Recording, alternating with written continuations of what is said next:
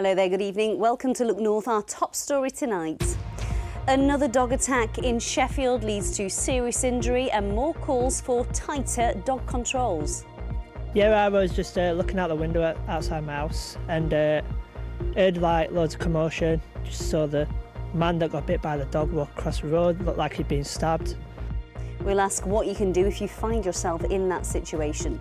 Also tonight, the latest on plans to reopen Doncaster Sheffield Airport and what it might mean for the local economy.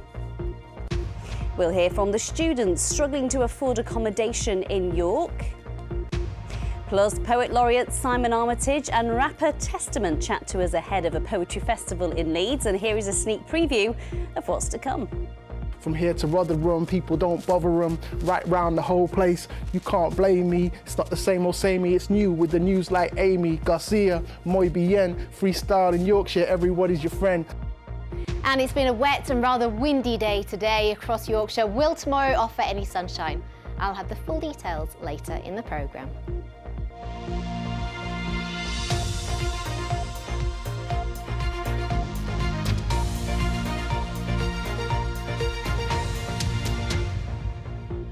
Hello, good evening. A man from Sheffield is recovering after being attacked last night by a dog that police say was dangerously out of control. This comes as the government is reviewing legislation after a series of dog attacks. In a moment, we'll hear from a trainer who has advice on what to do if you're approached by a dangerous dog. But first, the following report from Abby Jayola, and a warning: it contains images that some people might find distressing. CCTV captured the moment a man walking his own dog was attacked by what police have described as a bull mastiff type dog. He has serious but not life-threatening injuries to his arm and chest. Miriam's camera filmed the incident. I see all his arm down here bleeding, been bit, and then down here bit. And the GP round the corner, they put in bandage on for him to hold it, and he's phoning ambulance. The guy, they wait for ambulance to come. It happened on Handsworth Road in Sheffield yesterday. Police officers tracked the dog and removed it from the area. Alex saw the attack happening. Just lucky it went out with like a younger child or anything like that, really. Just to, because what would they have done in that situation, really? Makes you a bit scared for like the younger kids walking their dogs and stuff. And people that can't really defend themselves either against like a dog's attack. South Yorkshire Police told us a 53-year-old man from Sheffield has now been arrested on suspicion of having a dog dangerously out of control and remains in police custody as inquiries continue. They are still looking to speak to anyone who witnessed the incident or who has CCTV or dashcam footage.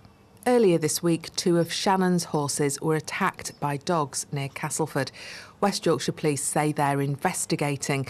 She's now fundraising to cover the vet bills to treat her badly injured animals. Maybe just try to keep your dogs on a lead.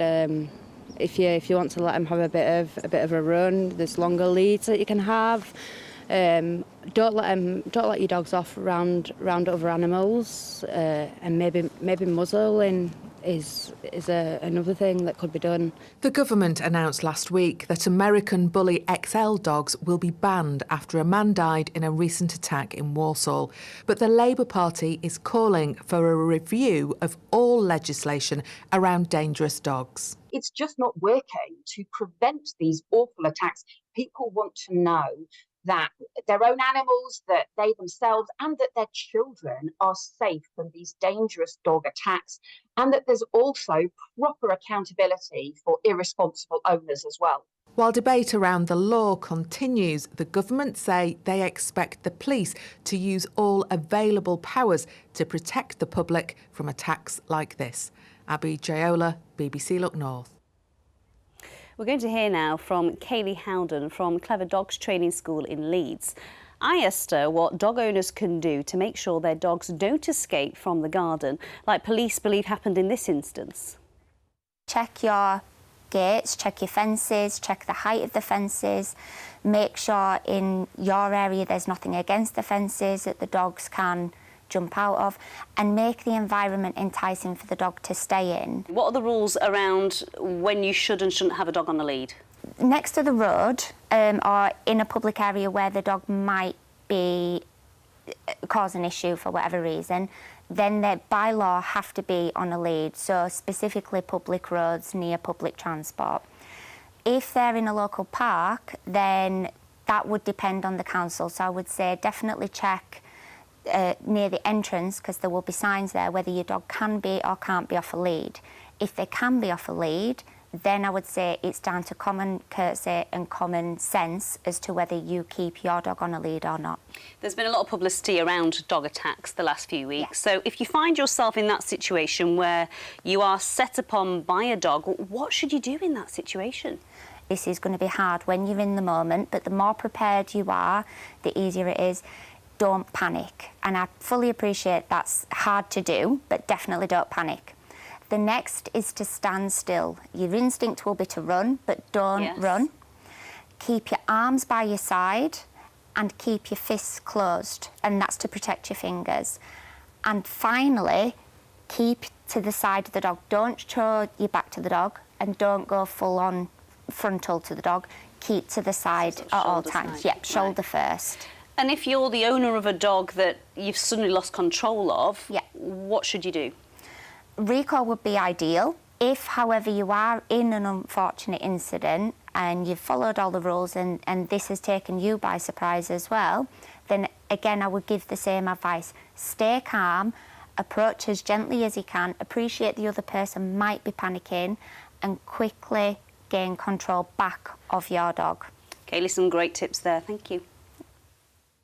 Next tonight, Doncaster has moved a step closer to seeing the city's airport reopen after a council meeting mapped out a plan this morning. Now, you may remember Doncaster Sheffield Airport closed last November, with owners Peel Group saying it wasn't commercially viable. The City of Doncaster Council has confirmed it wants to lease the site from Peel and find a private operator to run the venture. Our transport correspondent Spencer Stokes is here with the details. What more can you tell us, Spencer? Yes, it's nearly a year now since the last flight took off from Doncaster Sheffield Airport, and since then the council has been working on a plan to reopen the site to commercial air traffic. A financial viability assessment has been carried out, and Doncaster Council believes the airport could be profitable after 5 years. They say it could carry 2 million passengers after 10 years and support 5,000 direct jobs. Under the plan outlined today, Peel Group, who closed the airport, would retain ownership but lease it to the City of Doncaster Council. The council would appoint an operator who would then run it on their behalf. And so far, 15 operators have come forward expressing interest. It's hoped one can be appointed early next year. What everyone wants to know is, when could it reopen? Well, I spoke to Doncaster's Mayor today, but she couldn't give a date just yet. The sooner the better for me, and I'm sure for the public out there, the businesses out there. We need to get our operator on board and actually take advice. We've taken strict advice from real aviation expertise to get this far. It will be one of the jewels in the crown, in truth, because if we don't have an airport open, we'll be the only European region without an airport. Now, there remain some large challenges. Peel Group still own the site and haven't agreed to lease it to Doncaster. And if the airport reopened, a public subsidy would be needed, according to the financial assessment. It's also surrounded by 3 larger rivals, Manchester, Leeds and East Midlands. But the Mayor says it's her #1 priority to see Doncaster Sheffield operating again. Today's meeting sets out the first stages of the plan to make that happen. Spencer, thank you. Imagine getting into university only to find that there isn't any accommodation available, or it's just simply too unaffordable. That is the reality for some students hoping to go to York University this year. With rents in excess of £1,200 a month, some have decided to travel in from as far as Newcastle instead. Louise Fuster has more. Preparing for her final year, Bailey has not only had to buy new books, but has seen her rent rise by nearly £50 a week. We all knew that it was going to go up, so we kind of expected it, but it just ruins so much of your last year at university. The rent rise with the cost of living crisis means she's having to juggle work and study. I mean, everyone's had to cut back. I mean, I think everyone in my house has worked 9 to 5 jobs the whole summer, and we all have jobs whilst in 3rd year and having to deal with dissertations and modules. Bailey's not the only University of York student to see their rent go up. Cameron saw his jump by £60 a week. I mean, yeah, it's definitely shocking. You know, we're in a northern city, and I thought, right now I'm paying more than my friends in London. A girl who used to live in the first year, she's commuting from Hartlepool now. I think it's just the rent prices. You know, I think if you live close enough to be able to commute, I'm sure she'll be paying less in fuel a week than she would be paying rent a week in York. It's definitely a concern. Master degree student Ellen has her own concerns. Quite shocked, but also I think it's really important to know that costs are going up, but maintenance loans aren't. Maintenance loans are staying the same. I'm really concerned that we're going to see that students are being priced out of their education, but not by tuition fees or book fees. It's going to be by just the fact that they can't find affordable housing. Well, the University of York say students living off-campus in private accommodation. They've launched an off-campus grant scheme for eligible students. Meanwhile, at York St John University, more student accommodation is being built, like here at the Coal Yard. But student housing is no different to any other. It needs credible sites to be allocated for housing, and it needs to be brought forward at reasonable rates, and the planning process needs to be sped up and work efficiently in order to deliver those for students and for anybody else who needs to have a house or buy a house. Figures from student housing charity Unipol show that around 5 times more student accommodation have been built in Leeds in the last 3 years than in York. Well, York St John University say they have plans to build more student accommodation in the years to come. Louise Fewster, BBC Look North, York. Let's pick up on some of those points with Victoria Tomley-Loverseed, who's the student housing charity Unipol. I asked her how common it is that students can't afford to live close to where they study. I think more students are finding it difficult to afford to live away at university. And I think a big part of the problem really is the level of student maintenance that's available now. So the maximum that students are able to get if they live away from home outside of London is £9,978. And that's not too different from the level of rent that they're going to have to pay in lots of locations. So if you don't have lots of parental backup to support you, it can feel like a really tough spot to be in. So is it more the cost of the accommodation or the lack of accommodation? It's a bit of both. The cost of accommodation has gone up quite a lot recently. So when Unipol last looked at this in detail in 2021, the average rent in Yorkshire for a room in halls of residence at university was £139, and for a private room it was £169. We think since then that's gone up by about 20%, so much more than rents in the rest of the private rented sector. Availability is an issue as well. Some locations in Yorkshire, York in particular, we've seen student housing shortages because there's just more students than there is accommodation available. So it's quite tricky. So how do we get over this? Because I know you're concerned that those from disadvantaged backgrounds are really impacted by this. Student maintenance went up 2.8% this year, when inflation at that point was about 10%. So, you know, students have lost 8p for every pound that they got in finance. And I think the government have really got to look at that for students and target the funding at students from kind of less well-off backgrounds. I'm sure it's not the last time we'll talk about this. Victoria, thank you. Thank you very much. For the first time ever, consultants and junior doctors are on strike together on the same day. Don't pay the bills. Don't pay the bills. Hospitals in our region say they're providing a Christmas Day level of cover, with hundreds of doctors expected to have walked out in a dispute over pay. Emergency care is being prioritised and patients are being told to attend appointments unless they've been told otherwise. The government says the pay offer is fair and final. It's a really desperate situation to be in, but our NHS is in a terrible crisis. We got through COVID by the skin of our teeth. We were already worked to the bone and we went above and beyond, and that's why so many colleagues are off sick and so many colleagues have retired early on ill health grounds and so many are burnt out. This is about fighting for the NHS. The consequences of doctors being paid so poorly in comparison to other countries is that more and more of our doctors are leaving to go abroad, or otherwise, because of the burnout and the poor pay, they're simply leaving working for the NHS altogether. You're watching Wednesday's Look North, still to come on tonight's programme. We find out why this portrait of David Hockney is being removed. All 250,000 nails will be sanded down and repainted.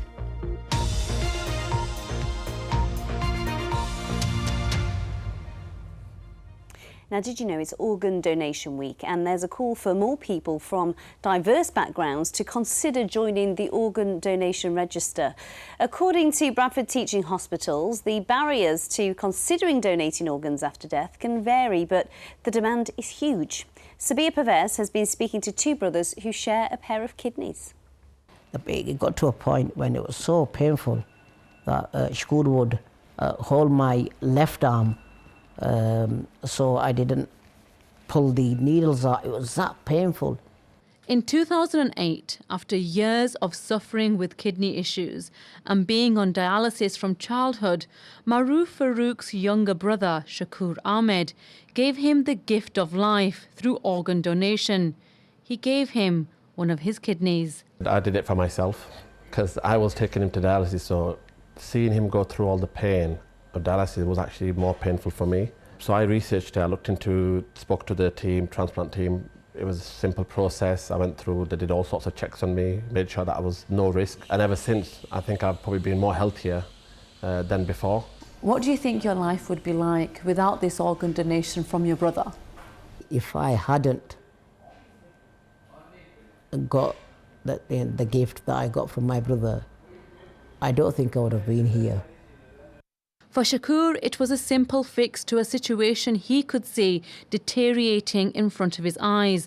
But the data shows there's still so much work to be done to increase organ donation within ethnic minority communities. Last year, 24% of people from ethnic minority backgrounds received a deceased organ donation, and 28% are on the transplant waiting list. But at the same time, only 5% of people from diverse backgrounds opted to donate an organ after death. The need amongst minority ethnicity groups in Bradford, West Yorkshire and the whole country is really great. Very sadly in Bradford, 4 of our patients from the waiting list last year unfortunately died waiting for an organ that never came. This is a problem that we can solve, we can address. But a lot of the power to address that sits with the people at home. The responsibility is with them to step up and say, I will donate my organs, I'll join the register. They've both just got 1 kidney each. But 15 years on, Shakur and Maruf are sat side by side having a cuppa. And Shakur hopes that by sharing their experience, they can inspire others to consider organ donation. All I would say is for people to have the conversations at home, on the dinner tables, just start talking about it. And if you can change somebody's life without having any impact on yours, then for me, it's a no-brainer. Why would you not do it? The gift of life, eh? Fantastic.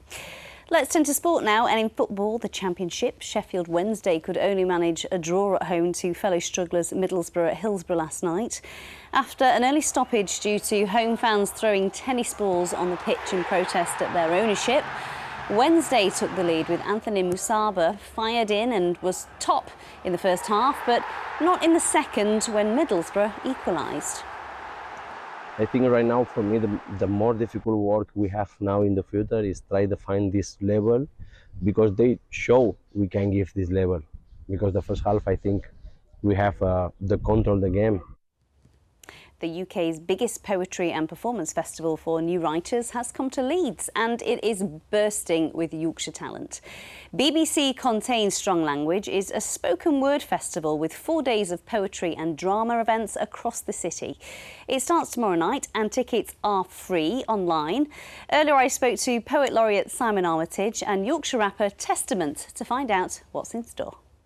I think you can expect an extravaganza of language, poetry in all its forms. And it will be everything from local poets, national poets, running workshops, giving readings. Contains Strong Language will highlight and showcase their work.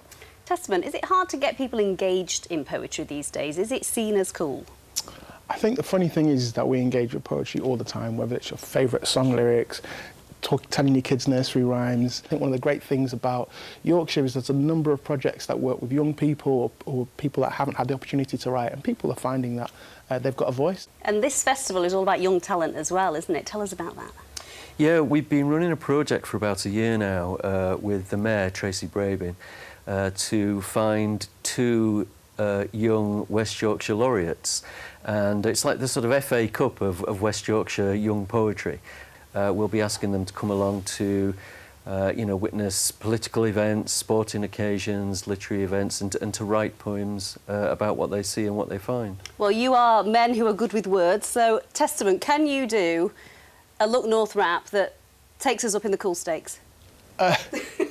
No pressure. Look North is going to go hip-hop, is this right? Because that's my form of poetry, is rap, so my primary form anyway. All right, I'm on beatbox and I'm going to do a totally improvised rap.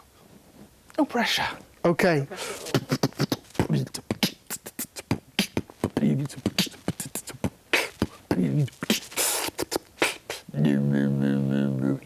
Yo, my name is Rest of Testament, relevant, already tongue-twisted. Hold up a minute, because poetry can bring it. Right now, we're Look North off the book, of course.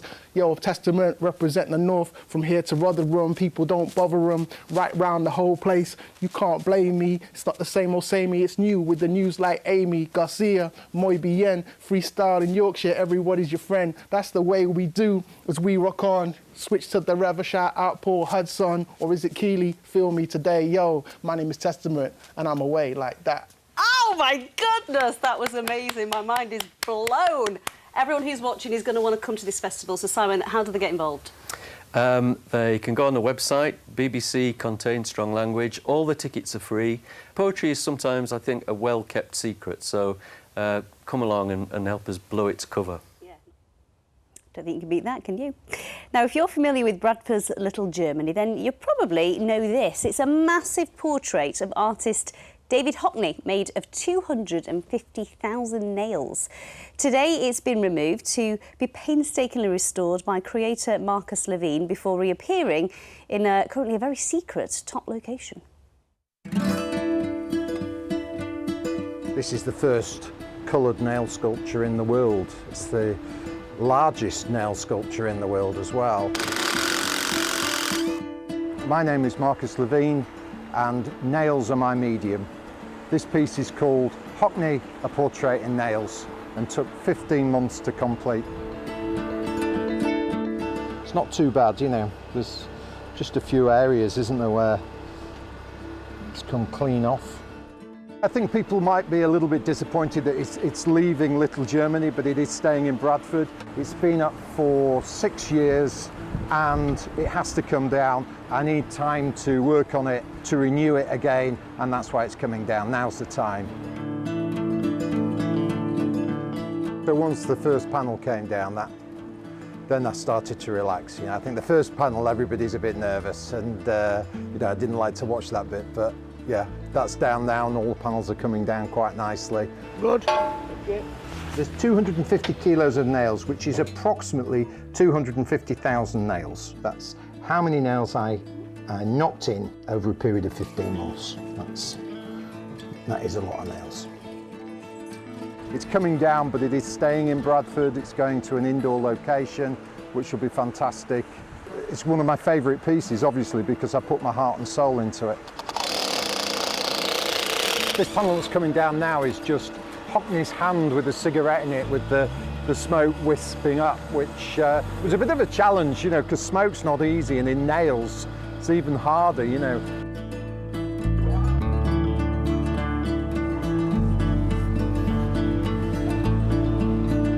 I did say never again, but after 6 years, you kind of forget what it was like. You can see, can't you? It's just now. It's just beginning to. Some of the paint is beginning to peel, so there'll be quite a lot. I'll have to sand it down, key it, and then top coat everything. 3, 2, 1. Good. Oh, it's great. I wish I could keep it. It's too big for my house. Isn't that just stunning? It'll be missed in Bradford, that, won't it? Now, some of our viewers have been in touch to ask what's happened to our Paul Hudson. Don't worry, Paul is still with us, but he has very proudly become a daddy again. Look, there he is. I visited his little girl, Anya, today. She's 4 weeks old now. I know they're watching tonight, so hello, Anya. Absolutely gorgeous. He's proud as punch, and rightly so. She's absolutely gorgeous. He will be back with us on Monday, but in his absence, look who's back.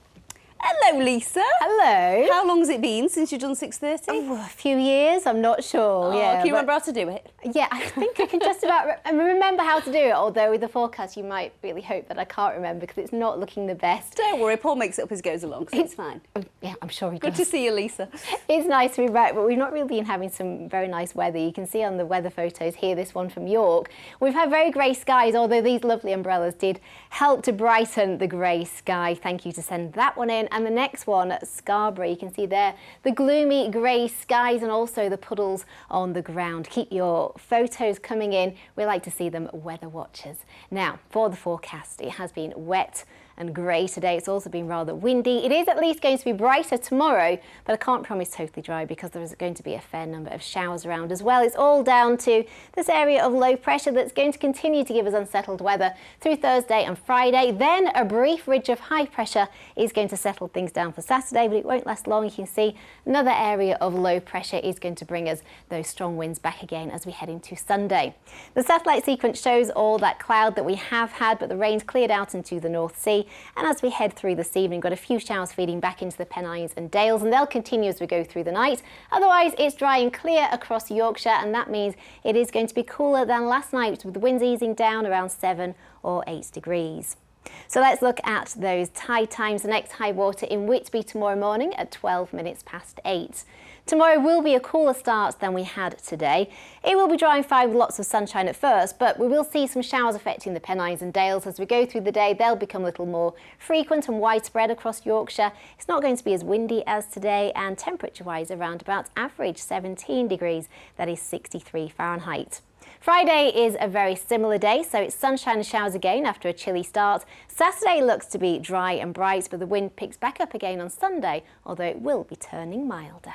Lisa, thank you. You know, he's looking very good on those restless nights, is Paul. He is, isn't he? Taking it all in his stride. That is it from us. We'll be back with the late news at 10:30. I'm sure Paul will still be awake doing those nighttime feeds. Bye-bye for now.